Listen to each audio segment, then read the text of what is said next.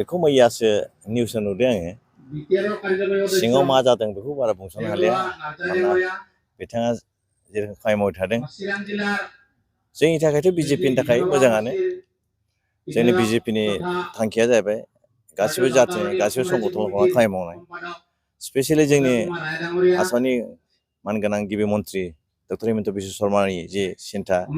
खुनु जाथिखौ नागारना खामानि मावनो नागिराखै बे गासिबो जाथिनि संगठनफोर एमएलए एमपिफोर जाहैबाय बिसोरखौ लानानै खामानि मावनो नागिरदों जाहाथे जोंनि गेजेराव असान्थिया जोबो सान्थिया फैयो आरो जोंनि गेजेराव जौगाखांनाया मोजाङै जानो हायो बेखौ लुबैदों मानोना मोनसे जाथिनिफ्राय अपोजिसनाव थाबाय थायोब्ला रायजोनि दैथायहरजानाय एमएलए एमपिफ्रा एमसिएलएफ्रा जुदि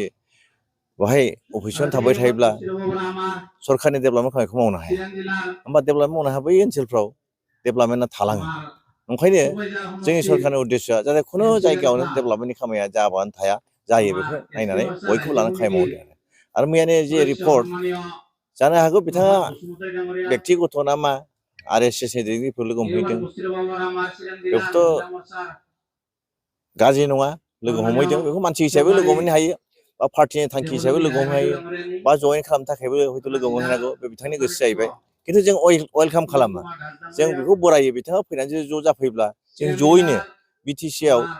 बा आसामाव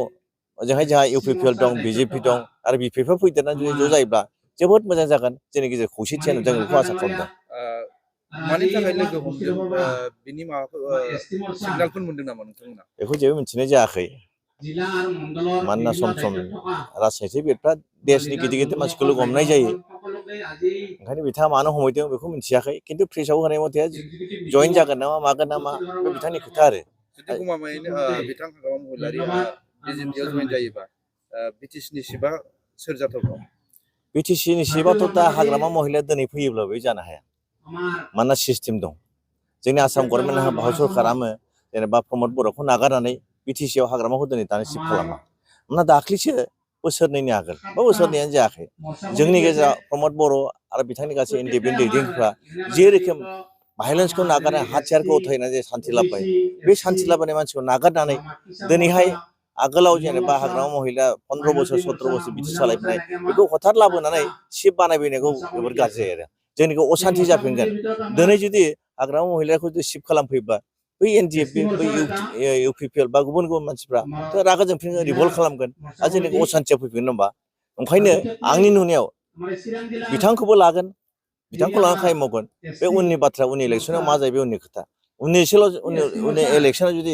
UPPL देरहायोब्ला हयथ' बिजों जागोन बा BPP देरहायोब्ला बिजोंबो जागोन आरो मोनथामखौ लानानै हयथ' मोनसे क'आलिसन गभर्नमेन्ट BTC आव जानो हागौ बै समाव सिबा सोर जायो सिब जाया बैनि खोथा खिन्थु दिनै एबार जुदि हाग्रामा महिलारिया जुदि BJP आव हाबब्लाबो बिथांखौ हयथ' निस्सय आंनि साननायाव बे शिफ्ट जानो हयथ' बेखौ होथ'नाय नङा आं बेखौ सानदों आरो